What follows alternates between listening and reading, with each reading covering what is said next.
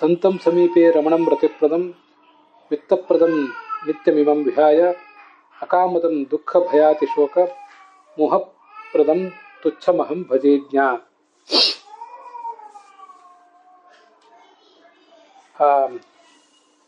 ತ್ರಿವಕ್ರ ಹಿಂದೆ ಅವಳು ಪಿಂಗಳ ವೇಶ್ಯ ಆಗಿದ್ದಲ್ಲ, ಅವಳು ಹೇಳುವಂಥ ಇನ್ನೊಂದು ಮಾತು. ಭಾಗವತ ಸಾರೋದ್ಧಾರದ 93ನೇ ಶ್ಲೋಕ ಇದು. 11ನೇ ಸ್ಕಂದದ 8ನೇ ಅಧ್ಯಾಯದ 30ನೇ ಶ್ಲೋಕ. 11ನೇ ಸ್ಕಂದದಲ್ಲೇ ಬಂದಿರುವಂಥ 8ನೇ ಅಧ್ಯಾಯದ 8, 7 ಈ ಎಲ್ಲ ಶ್ಲೋಕಗಳನ್ನು ಕೂಡ ನಾವು ನೋಡಿದ್ದೇವೆ. ಅಲ್ಲಿ ಮುಂದುವರೆದಂಥ ಮತ್ತೊಂದು ಶ್ಲೋಕ ಅಷ್ಟೇ ಇದು. ಆ ಪಿಂಗಳ ಅನ್ನುವಂಥವಳೇ ಹೇಳುವ ಮತ್ತೊಂದು ಮಾತಿದು. ಪಿಂಗಳು ವಾಚ ಅಂತಾನೆ.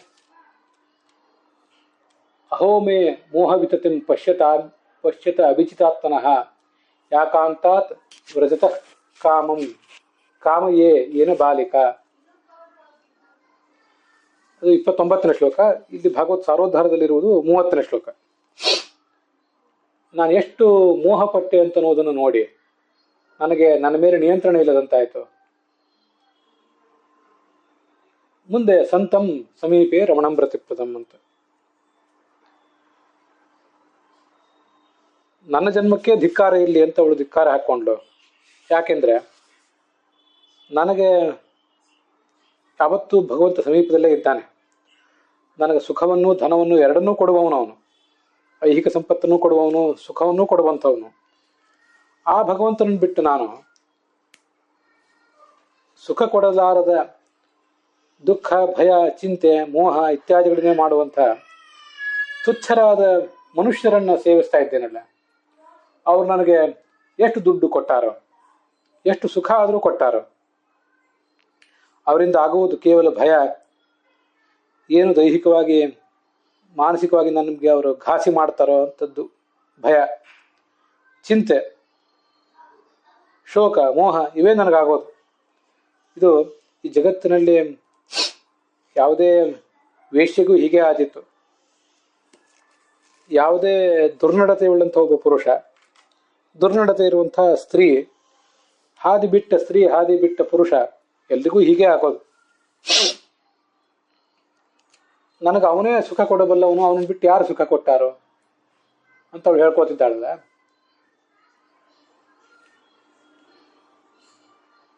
ಅವಳು ಹೇಳುವಂಥ ಮತ್ತೊಂದು ಶ್ಲೋಕನೂ ಇದೆ ಅಲ್ಲೇ ಮುಂದೆ 31ನೇ ಶ್ಲೋಕ. ಅಹೋ ಮಯ ಆತ್ಮ ಪರಿತಾಪಿತಃ, ನಾನು ನನಗೆ ದುಃಖ ಮಾಡಿಕೊಂಡೆ. ಸ್ತ್ರೈಣಾನ್ ನರಾಂಶ್ಚ ಅರ್ಥತೃಷ ಅನುಷೋಚ್ಚಾನ್, ಅವರೆಲ್ಲರೂ ಸ್ತ್ರೀರಂಪಟರು. ನಾವು ಅವರ ಬಗ್ಗೆನೇ ದುಃಖ ಪಡಬೇಕು, ಅಷ್ಟು ಶೋಚನೀಯವಾದ ಪರಿಸ್ಥಿತಿ ಅವ್ರದ್ದು. ಅವರು ನನಗೆ ದುಡ್ಡು ಕೊಡ್ತಿದ್ರು, ನಾನು ಅವರಿಗೆ ಸುಖ ಕೊಡ್ತಿದ್ದೆ. ಆದ್ರಿಂದ ನಾನು ಸುಖವನ್ನು ಕೂಡ ಬಯಸ್ತಾ ಇದ್ದೆ.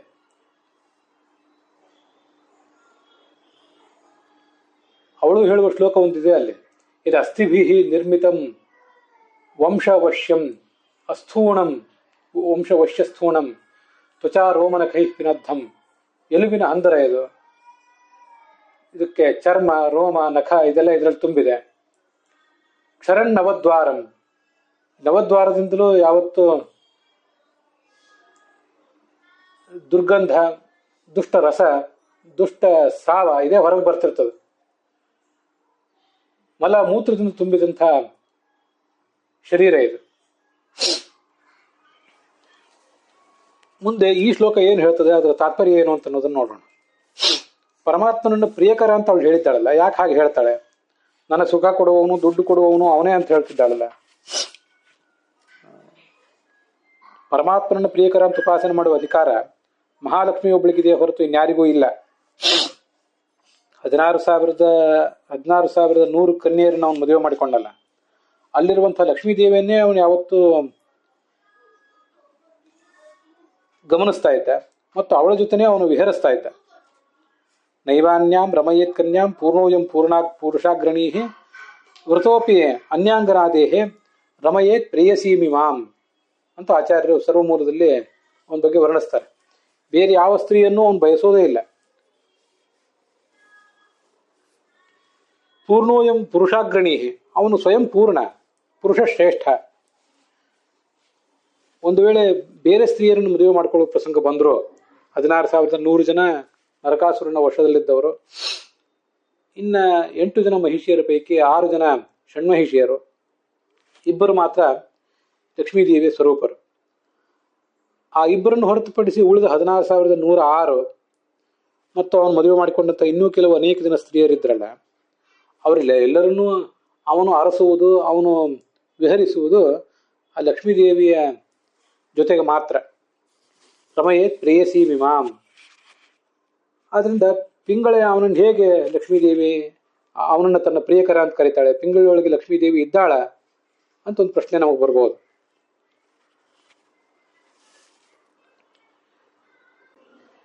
ಪ್ರಸಂಗವಶಾತ್ ಅವನು ಭಗವಂತ ಹೇಗೆ ಸುಖ ಪಡ್ತಾನೆ, ಅವನಿಗಿರುವಂಥ ಐಶ್ವರ್ಯ ಎಂಥದ್ದು ಅನ್ನೋದನ್ನು ಗಮನಿಸ್ಬೇಕು. ಉಳಿದ ಯಾವುದೇ ಸ್ತ್ರೀಯಲ್ಲಿಯೂ ಕೂಡ ಅವನು ವಿಹಾರವನ್ನು ಅರಸುವುದಾದರೆ ಅಲ್ಲಿ ಒಳಗಿರುವ ಲಕ್ಷ್ಮೀದೇವಿಯನ್ನೇ ಅವನು ಅರಸ್ತಾನೆ. ಆ ಬೇರೆ ಸ್ತ್ರೀಯರ ದೇಹದೊಳಗೆ ಲಕ್ಷ್ಮೀದೇವಿ ಇದ್ದಾಳೆ, ಅವಳ ಜೊತೆಗೆ ಅವನು ವಿಹರಿಸುವುದು ಅಂತ ಬಂತು. ಅದಷ್ಟೇ ಅಲ್ಲ, ಮತ್ತು ಒಂದು ಕಡೆ ಬಂದಿದೆ, ರಮಯ ರಮಮಾನೋಪಿ ತಸ್ಥೇನೈವ ಸ್ತ್ರೀಯಾತ್ಮನ ರಮತೆ ನಾಣ್ಯತಃ ಕ್ವಾಪಿ ರತಿರ್ವಿಷ್ಣು ಸುಖಾತ್ಮನಃ ಅಂತ. ಇದೆಲ್ಲ ಐತರೇಯ ಉಪನಿಷತ್ತು ಭಾಷ್ಯದ ಮಾತು. ರಮೆಯ ಜೊತೆ ಸುಖ ಪಡುವಾಗಲೂ ರಮೆಯೊಳಗಿರುವ ತನ್ನದೇ ಆದ ಸ್ತ್ರೀ ರೂಪವಿದೆ, ಅದರ ಜೊತೆಗೆ ಅವನು ಸುಖ ಪಡೋದು. ನಾಣ್ಯತಃ ಕ್ವಾಪಿ ರತಿರ್ವಿಷ್ಣು ಸುಖಾತ್ಮನಃ. ಬೇರೆ ಯಾರಿಂದಲೂ, ಲಕ್ಷ್ಮೀದೇವಿಯಿಂದಲೂ ಅವನಿಗೆ ಸುಖ ಆಗಬೇಕಾದ್ದಿಲ್ಲ. ಆದ್ರಿಂದ ರಮಾಯಾ ರಮಣಂ ತಸ್ಮಾತ್ ರಮಾಯಾ ರತಿ ಪಾತ್ರತ. ರಮೆಯ ಜೊತೆಗೆ ಭಗವಂತ ವಿಹರಿಸುವುದು ಅಂತ ಶಾಸ್ತ್ರದಲ್ಲಿ ಹೇಳ್ತಾರಲ್ಲ, ಅದಕ್ಕೆ ಅರ್ಥ ಏನಂದ್ರೆ, ರಮಾದೇವಿ ಈತ ಕೊಡುವ ಸುಖಕ್ಕೆ ಅವಳು ಪಾತ್ರಳು ಮಾತ್ರ, ಹೊರತು ಈತನಿಗೆ ಅವಳು ಸುಖ ಕೊಡುವವಳಲ್ಲ. ನೈವಾಸ್ಯಾಹ ರತಿ ದಾತೃತ್ವಂ. ಭಗವಂತನಿಗೆ ಅವಳು ಯಾವತ್ತು ಸುಖ ಕೊಡುವವಳಲ್ಲ, ಭಗವಂತ ನೀಡುವ ಸುಖಕ್ಕೆ ಅವಳೊಂದು ಪಾತ್ರ ಮಾತ್ರ. ರಮತೆ ವಿಷ್ಣು ನಹಿ ಅನ್ಯತೋ ರತಿ. ಭಗವಂತನಿಗೆ ಮತ್ತೆ ಯಾರಿಂದಲೂ ರತಿ ಇಲ್ಲ ಅಂತ ಅವರು ಐತರೇಯ ಉಪನಿಷತ್ತಿನ ಭಾಷ್ಯದಲ್ಲಿ ಕೂಡ ವರ್ಣನೆ ಮಾಡ್ತಾರೆ. ಪಿಂಗಳೆ ಅವನನ್ನ ಪ್ರಿಯತಮ ಅಂತ ಹೇಳುವುದು ಹೇಗೆ? ಲಕ್ಷ್ಮೀದೇವಿಯೇ ಅವನನ್ನು ಪೂರ್ಣವಾಗಿ ಪ್ರಿಯತಮ ಅಂತ ಹೇಳುವ ಸಾಧ್ಯತೆ ಇಲ್ಲ. ಹೇಗೆ ಅಂದರೆ, ಹೌದು, ಆದರೆ ಬೇರೆ ಯಾವುದೋ ಕನ್ಯೆ ಅವಳ ಜೊತೆಗೆ ಅವನು ವಿಹರಿಸಿದಾಗ, ಮದುವೆ ಮಾಡಿಕೊಂಡು ಅವಳ ಜೊತೆಗೆ ಸಮಾಗಮಿಸಿದಾಗ, ಅವಳಲ್ಲಿರುವ ರಮೆಯ ಜೊತೆಗೆ ಭಗವಂತ ವಿಹರಿಸಿದಾಗ ಆ ಕನ್ಯೆಗೂ ಕೂಡ ಆ ಸುಖ ಆಗ್ತದೆ. ಪಿಂಗಳಿಗೂ ಕೂಡ ಬೇಕಾಗಿದ್ದು ಅದೇ. ಮತ್ತೆ ಪಿಂಗಳೆ ಬಯಸಿದ್ಲು ಅಂತ ಯಾರ್ಯಾರೋ ಇದನ್ನು ಬಯಸಬಾರ್ದು, ಅದಕ್ಕೆಲ್ಲ ತುಂಬಾ ನಿರ್ಬಂಧಗಳಿವೆ. ಭಗವದ್ಭರ್ತೃತಾಯೋಗ್ಯಾ ಕಾಶ್ಚಿತ್ ಅಪ್ಸರಸ ಸ್ತ್ರೀಯ ತದನ್ಯಾಸಾಂ ಮಹಾನ್ ದೋಷ ಭಗವದ್ಭರ್ತೃತಾ ಸ್ಮೃತವು ಅಂತ ಮತ್ತೊಂದು ಕಡೆ ಭಾಗವತದಲ್ಲಿ, ಭಾಗವತ ತಾತ್ಪರ್ಯದಲ್ಲಿ ಆಚಾರ್ಯ ಹೇಳ್ತಾರೆ. ಭಗವಂತನನ್ನು ಗಂಡ ಪ್ರಿಯಕರ ಅಂತ ಉಪಾಸನೆ ಮಾಡಬೇಕಾದಂಥ ಒಂದು ವರ್ಗವೇ ಬೇರೆ ಇದೆ. ಅವರು ಮಾತ್ರ ಆ ಥರ ಭಗವಂತನನ್ನು ಉಪಾಸನೆ ಮಾಡಬೇಕು. ಮತ್ತು ಉಳಿದವರೆಲ್ಲರೂ ಕೂಡ ಅದೆಷ್ಟೇ ದೊಡ್ಡ ಯೋಗ್ಯತೆಯವರಿದ್ರು, ಎಷ್ಟೇ ಸೌಂದರ್ಯವತಿಯರಾಗಿದ್ರು, ಸದ್ಗುಣವತಿಯರಾಗಿದ್ರು, ಭಕ್ತಿಭರಿತರಾಗಿದ್ರು ಕೂಡ ಭಗವಂತನನ್ನು ಗಂಡ ಅಂತ ಉಪಾಸನೆ ಮಾಡುವಂತಿಲ್ಲ, ಪ್ರಿಯಕರ ಅಂತ ಉಪಾಸನೆ ಮಾಡುವಂತಿಲ್ಲ. ತದನ್ಯಾಸ ಬೇರೆ ಯಾರಿಗೇ ಆಗಲಿ ಭಗವಂತನನ್ನು ಗಂಡ ಪ್ರಿಯಕರ ಅಂತ ಉಪಾಸನೆ ಮಾಡುವ ಒಂದು ವರ್ಗವನ್ನು ಹೊರತುಪಡಿಸಿದರೆ, ಅವರಿಗಿಂತ ಮೇಲಿರುವ ಕೆಲವು ದೇವತಾ ಸ್ತ್ರೀಯರಿಗೂ ಕೆಳಗಿರುವಂಥ ಯಾವುದೇ ಸ್ತ್ರೀಗೂ ಕೂಡ ಮಹಾನ್ ದೋಷ. ಭಗವಂತನನ್ನು ಗಂಡ ಅಂತ ಉಪಾಸನೆ ಮಾಡಿಬಿಟ್ರೆ ಮಹಾದೋಷ ಇದೆ ಅಂತ ಶಾಸ್ತ್ರ ವರ್ಣನೆ ಮಾಡಿದೆ. ಆದ್ರಿಂದ ಯಾರೂ ಕೂಡ ಆ ಥರ ಉಪಾಸನೆ ಮಾಡುವಂತಿಲ್ಲ. ಶಾಸ್ತ್ರ ಸ್ನೇಹಭಕ್ತ ಸದಾ ದೇವಾ ಕಾಮಿತ್ವೇನ ಅಪ್ಸರ ಸ್ತ್ರೀಯ ಕಾಶ್ಚಿತ್ ನಕಾಮೇನ ಭಕ್ತ್ಯಾ ಕೇವಲ ಇವತ್ತು ಅಂತ ಮತ್ತೊಂದು ಕಡೆ ಪದ್ಮಪುರಾಣದ ಮಾತನ್ನ ಉದ್ಧರಿಸಿ ಹೇಳ್ತದೆ. ಭಾಗವತ ತಾತ್ಪರ್ಯ ಅದು ಹೇಳೋದು. ದೇವತೆಗಳೆಲ್ಲರೂ ಯಾವತ್ತೂ ಭಗವಂತನಲ್ಲಿ ಸ್ನೇಹ ಭಕ್ತಿ ಮಾಡ್ತಾರೆ. ಅಪ್ಸರ ಸ್ತ್ರೀಯರು ಕಾಮಿತ್ವೇನ ಮಾಡ್ತಾರೆ, ಕೆಲವರು ಮಾತ್ರ, ಎಲ್ಲರೂ ಅಲ್ಲ. ಉಳಿದವರು ಕೆಲವರು ಭಗವಂತನಲ್ಲಿ ಕೇವಲ ಭಕ್ತಿಯನ್ನು ಮಾತ್ರ ಮಾಡ್ತಾರೆ. ಆದ್ದರಿಂದ ಪ್ರತಿಯೊಬ್ಬನು ತನಗೆ ಉಚಿತವಾದ ಭಕ್ತಿಯನ್ನು ಮಾಡಬೇಕು, ತನಗೆ ಅನುಚಿತವಾದ ಭಕ್ತಿಯನ್ನು ಮಾಡಬಾರದು. ಯಾವುದು ತನಗೆ ಯೋಗ್ಯವೋ ಸ್ನೇಹ ಭಕ್ತಿಯನ್ನು ಯಾರು ಮಾಡಬೇಕು ಅವರು ಸ್ನೇಹ ಭಕ್ತಿ ಮಾಡಬೇಕು, ಕಾಮಭಕ್ತಿ ಯಾರು ಮಾಡಬೇಕು ಅವರು ಕಾಮಭಕ್ತಿ ಮಾಡಬೇಕು. ಪ್ರತಿಯೊಬ್ಬರಿಗೂ ಅವನದೇ ಆದಂತಹ ಒಂದು ಉಪಾಸನೆಯ ಮಾರ್ಗ ಇದೆ, ಅವ್ರು ಹಾಗೇನೆ ಮಾಡಬೇಕು. ಭಾಗವತ ತಾತ್ಪರ್ಯದಲ್ಲಿ ಮತ್ತೊಂದು ಕಡೆ ಇದೆ, ಅಲ್ಲೇ ಮುಂದೆ ಬರೋ ಮಾತದು.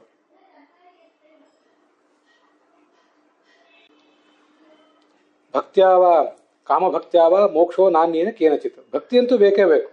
ಕಾಮಭಕ್ತಿ ಆಗಿರಬಹುದು ಅಥವಾ ಬೇರೆ ಯಾವುದೋ ಒಂದು ಭಕ್ತಿ ಆಗಿರಬಹುದು. ಯಾರಿಗೆ ಯಾವ್ದು ಯೋಗ್ಯವೋ ಅದನ್ನೇ ಮಾಡಬೇಕು. ಉಪಾಸ್ಯ ಶ್ವಶುರತ್ವೇನ ದೇವಸ್ತ್ರೀಣಾಂ ಜನಾರ್ದನಃ ಜಾರತ್ವೇನ ಅಪ್ಸರ ಸ್ತ್ರೀಣಾಂ ಕಾಸಾಂಚಿದಿತಿ ಯೋಜನಾ. ದೇವತಾ ಸ್ತ್ರೀಯರ ಆತನನ್ನ ಮಾವ ಅಂತ ಉಪಾಸನೆ ಮಾಡಬೇಕು, ಗಂಡ ಅಂತ ಉಪಾಸನೆ ಮಾಡುವಂತಿಲ್ಲ. ಆದರೆ ಕೆಲವು ಅಪ್ಸರ ಸ್ತ್ರೀಯರು ಅವನನ್ನ ಜಾರ, ತಮ್ಮ ಪ್ರಿಯಕರ ಅಂತ ಉಪಾಸನೆ ಮಾಡಬೇಕು. ಯೋಗ್ಯೋಪಾಸಾಂ ವಿನಾನೈವ ಮೋಕ್ಷಕ್ಕಸ್ಯಾಪಿ ಸೇತ್ಸ್ಯತೆ. ಯಾರು ತಮಗೆ ಯೋಗ್ಯವಲ್ಲದ ಉಪಾಸನೆಯ ಮೂಲಕ ಭಗವಂತನನ್ನು ಒಲಿಸಿಕೊಳ್ಳಿಕ್ಕೆ ಹೋಗ್ತಾರೋ ಅವರಿಗೆ ಅನರ್ಥ ಆಗ್ತದೆ. ಅಯೋಗ್ಯೋಪಾಸನಾಕರ್ತವು ಅನರ್ಥಶ್ಚ ಭವಿಷ್ಯತಿ ಅಂತ ಹೀಗೆ ಆಚಾರ್ಯರು ಬೇರೆ ಬೇರೆ ಕಡೆ ಅದನ್ನ ಭಾಗವತ ತಾತ್ಪರ್ಯದಲ್ಲೇ ಹೇಳ್ತಾರೆ.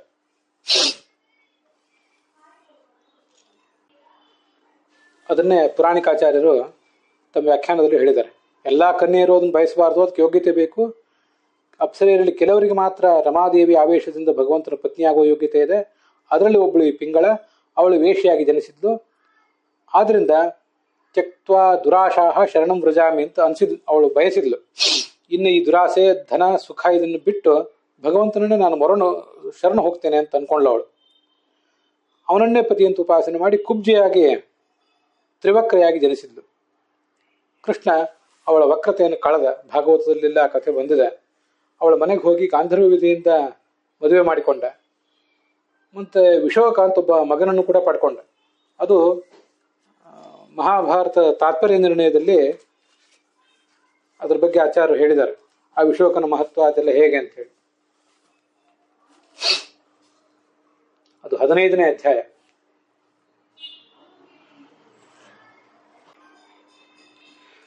ಸೌಗಂಧಿಕೋದರ ಭವ ಸತು ನಾರದಸ್ಯ ಶಿಷ್ಯ ವೃಕೋದರಸ್ಯತ ಅಭೂವ ಯಂತ ಅಂತ. ಇವಳು ಪಿಂಗಲ ಅಂತ, ಹಿಂದಿನ ಒಂದು ಜನ್ಮದಲ್ಲಿ ಪಿಂಗಳ ಆಗಿದ್ಲು. ಅವಳು ತನ್ನೊಳಗಿರುವ ಭಗವಂತನನ್ನ ಸ್ಮರಿಸಿ ಪೂಜಿಸಿ ತ್ರಿವಕ್ರ ಆಗಿದ್ದಳು. ಅವಳಲ್ಲಿ ಈ ಭಗವಂತನಿಂದ, ಕೃಷ್ಣನಿಂದ ವಿಶೋಕ ಅಂತನವನು ಹುಟ್ಟಿದ. ಅವನು ನಾರದರ ಶಿಷ್ಯ. ಅವನು ಭೀಮಸೇನಿಗೆ ಸಾರಥಿಯಾಗಿ ಹೋದ. ಪಂಚರಾತ್ರದಲ್ಲಿ